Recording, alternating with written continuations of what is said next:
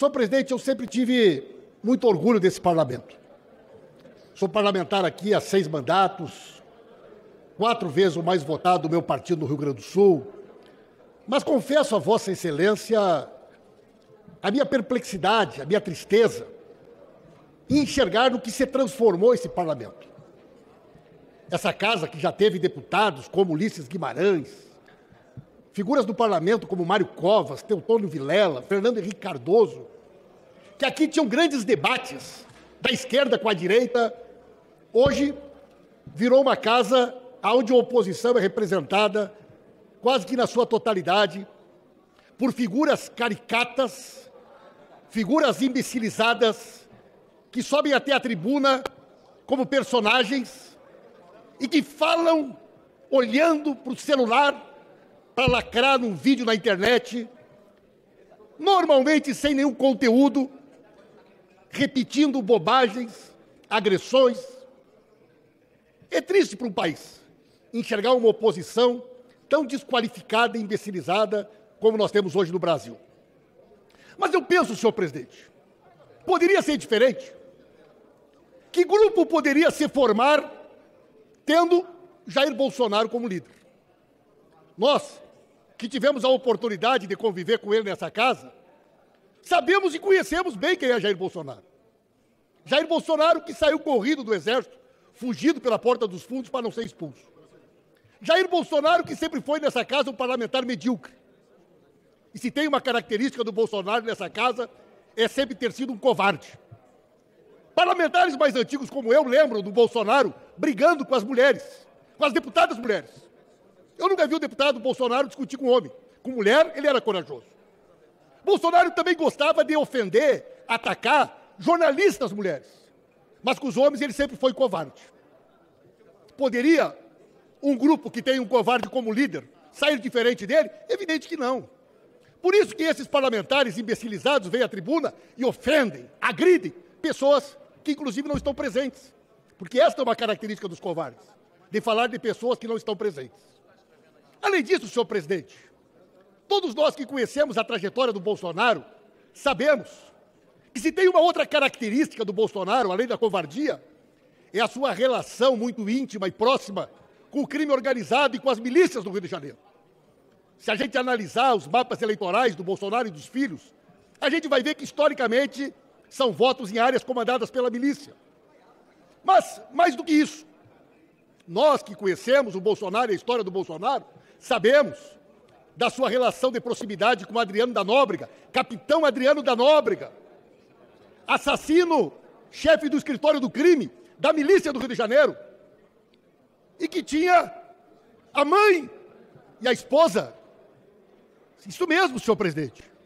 O chefe do escritório do crime da milícia do Rio de Janeiro, o famoso capitão Adriano da Nóbrega, tinha a mãe e a mulher nomeada no gabinete do Flávio Bolsonaro, na Alerj, como deputado estadual. Só que nunca apareceram para trabalhar. Recebiam a mãe e a mulher, foi assassinado.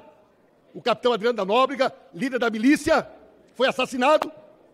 E os senhores deputados mais novos talvez não saibam, depositavam o salário todos os meses na conta do Queiroz. E quem era o Queiroz? O PC Farias da família Bolsonaro. O PC Farias da família Bolsonaro. E durante anos, as contas do Bolsonaro, as contas da dona Michele, as contas pessoais da família eram pagas com o dinheiro dos familiares da milícia, dos familiares do crime organizado. O dinheiro da mãe e da mulher do Adriano da Nóbrega ia para a conta do Queiroz, e o Queiroz pagava as contas pessoais da dona Michele. O PC Farias da família Bolsonaro se chamava Queiroz. E eu muitas vezes desafiei a família para que me processasse, para que eu pudesse pedir a quebra do sigilo bancário do Queiroz e mostrar cada centavo do dinheiro do crime que entrou na conta dele para sustentar esta família de criminosos. E que agora está aí o Ministério Público Federal, a PGR, identificando o Bolsonaro como líder da organização criminosa e, junto com o general Braga Neto, organizaram um golpe para tentar impedir o respeito ao resultado da eleição. Portanto, senhor presidente, que maneira poderia ser diferente? Um time que tem como capitão um covarde ligado com a milícia do crime organizado. Uma organização criminosa que tem como líder uma figura como ele não poderia ter apoiadores, não poderia ser composta por militares ou por parlamentares diferentes destes que, lamentavelmente, a gente assiste nessa casa. Ontem, numa entrevista, o covarde do Bolsonaro foi capaz de dizer que o 8 de janeiro foi organizado pela esquerda. Olha que situação ridícula, senhor presidente. Segundo o Bolsonaro, passada a eleição, a esquerda financiou acampamento na frente dos quartéis. Segundo o Bolsonaro, fomos nós que financiamos aquelas pessoas durante meses, comendo e bebendo sem fazer nada na frente dos quartéis. Segundo o Bolsonaro, foi nós que pagamos os ônibus para trazer aquela gente para Brasília e depois, enquanto ele estava escondido nos Estados Unidos, depois de ter vendido as joias, aquela gente, segundo ele, paga por nós, quebrou a Câmara, quebrou o Palácio do Planalto, quebrou o STF para tentar impedir que o resultado da eleição fosse respeitado. Que ponto chega o desespero?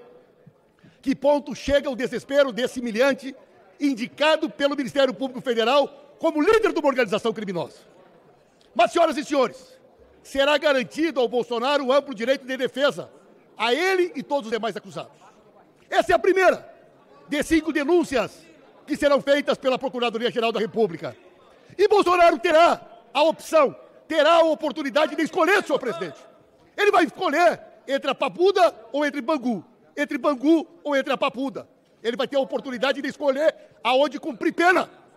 Esse criminoso contra a democracia, que envergonha a história deste país, juntamente com esse bando de imbecilizado, que envergonha a história desse parlamento, vão entrar para o lixo da história pela porta dos fundos, porque é no lixo da história que a gente guarda figuras patéticas que desprezam a democracia e que envergonham este parlamento e que envergonham o Brasil. Vamos seguir em frente, acreditando no Brasil.